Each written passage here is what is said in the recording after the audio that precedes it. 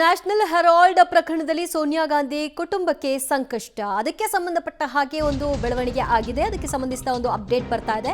National Herald ಕೇಸ್ನಲ್ಲಿ ಸೋನಿಯಾ ಕುಟುಂಬಕ್ಕೆ ಸಂಕಷ್ಟ ಎದುರಾಗಿದೆ. ಇಡಿ ಅಧಿಕಾರಿಗಳಿಂದ ಚಾರ್ಜ್ ಶೀಟ್ ಸಲ್ಲಿಕೆ ಆಗಿದ್ದು ಅದಕ್ಕೆ ಸಂಬಂಧಪಟ್ಟ ಹಾಗೆ ಸಾರ್ವಜನಿಕರ ಹಣ ದುರ್ಬಳಕೆ ಆರೋಪವೂ ಕೂಡ ಕೇಳಿ ಬಂದಿದೆ.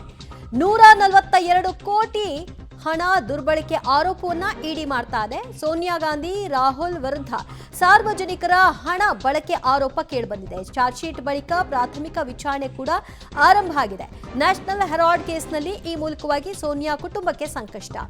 ಈ ಕುರಿತಾಗಿ ಆರೋಪ ಪಟ್ಟಿಯನ್ನ ಮಾಡಲಾಗಿತ್ತು. ಆರೋಪ ಪಟ್ಟಿಯಲ್ಲಿ ಮೊದಲ ಬಾರಿಗೆ ಸೋನಿಯಾ ಮತ್ತು ರಾಹುಲ್ ಗಾಂಧಿಯ ಹೆಸರನ್ನ ಸೇರ್ಪಡೆ ಮಾಡಲಾಗಿತ್ತು ಮತ್ತು ಆ ಒಂದು ಚಾರ್ಜ್ ಶೀಟ್ಗೆ ಸಂಬಂಧಿಸಿದ ಹಾಗೆ ಕೋರ್ಟ್ನಲ್ಲಿ ಅದನ್ನ ಪರಿಶೀಲನೆಗೆ ಒಳಪಡಿಸಿ ಆ ಅರ್ಜಿಯ ವಿಚಾರಣೆಯನ್ನು ಕೂಡ ಕೈಗೆತ್ತಿಕೊಳ್ಳಲಾಗಿತ್ತು.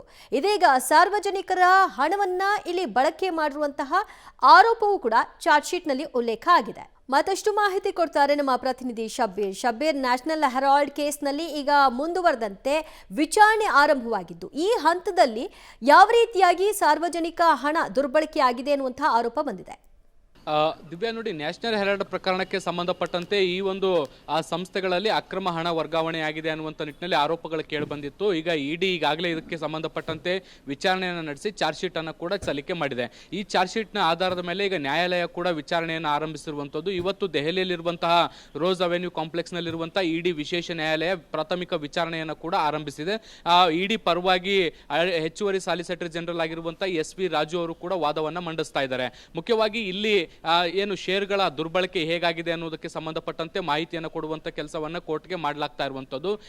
ಏನು ನ್ಯಾಷನಲ್ ಹೆರಾಲ್ಡ್ ಪ್ರಕರಣ ಏನಿದೆ ಅಥವಾ ನ್ಯಾಷನಲ್ ಹೆರಾಲ್ಡ್ ಸಂಸ್ಥೆ ಏನಿದೆ ಅದನ್ನ ಯಂಗ್ ಇಂಡಿಯಾಗೆ ಹೇಗೆ ವರ್ಗಾವಣೆ ಮಾಡಿಕೊಳ್ಳಾಯಿತು, ಈ ಹಂತದಲ್ಲಿ ಹೇಗೆ ಅದರ ಅಂದ್ರೆ ಷೇರುಗಳ ಮುಖಬೆಲೆಯನ್ನು ಕಡಿಮೆ ಮಾಡಲಾಯಿತು, ಮತ್ತೆ ಎಷ್ಟು ಕಡಿಮೆ ಬೆಲೆಯಲ್ಲಿ ಅದನ್ನ ಖರೀದಿ ಮಾಡಲಾಯಿತು, ಮತ್ತೆ ಮುಂದಿನ ಹಂತದಲ್ಲಿ ಈ ಷೇರುಗಳನ್ನು ಮಾರಾಟ ಮಾಡಿ ಹೇಗೆ ಈ ಒಂದು ಆದಾಯವನ್ನ ಬಳಸಿಕೊಳ್ಳಲಾಯಿತು ಅನ್ನೋದಕ್ಕೆ ಸಂಬಂಧಪಟ್ಟಂತೆ ವಿವರಣೆಯನ್ನು ಕೊಡುವಂತ ಕೆಲಸವನ್ನ ಮಾಡಲಾಗ್ತಾ ಇರುವಂತದ್ದು. ಈಗ ಇಡಿ ಆರೋಪಗಳ ಪ್ರಕಾರ ಏನು ನ್ಯಾಷನಲ್ ಹೆರಾಲ್ಡ್ಗೆ ಸಂಬಂಧಿಸಿದಂತೆ 750 ಕೋಟಿಗೂ ಅಧಿಕ ಮೊತ್ತದ ಆಸ್ತಿ ಏನು ಇಡಿ ಏನು ನ್ಯಾಷನಲ್ ಹೆರಾಲ್ಡ್ ಹೊಂದಿತ್ತು. ಈ ಒಂದು ಆಸ್ತಿಯಲ್ಲಿ 145 ಕೋಟಿಗೂ ಹೆಚ್ಚಿನ ಹಣವನ್ನ ಸೋನಿಯಾ ಗಾಂಧಿ ಮತ್ತೆ ರಾಹುಲ್ ಗಾಂಧಿ ಅವರು ದುರ್ಬಳಕೆ ಮಾಡಿಕೊಂಡು ಸ್ವಂತ ಖರ್ಚುಗಳಿಗಾಗಿ ಬಳಕೆ ಮಾಡಿಕೊಂಡಿದ್ದಾರೆ ಅನ್ನುವಂಥ ನಿಟ್ಟಿನಲ್ಲಿ ಆರೋಪವನ್ನ ಮಾಡ್ತಾ ಇರುವಂತದ್ದು. ಸೊ ಇದಕ್ಕೆ ಸಂಬಂಧಪಟ್ಟಂತೆ ಹೆಚ್ಚುವರಿ ಈಗ ವಿಚಾರಣೆಗಳು ಕೂಡ ನಡೀತಾ ಇರುವಂತದ್ದು.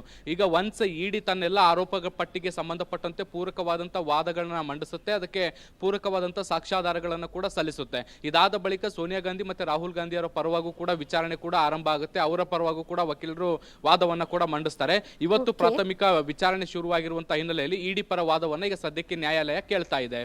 ದಿವ್ಯಾ, ಥ್ಯಾಂಕ್ ಯು ಶಬ್ಬೀರ್, ನಿಮ್ಮೆಲ್ಲ ಮಾಹಿತಿಗೆ.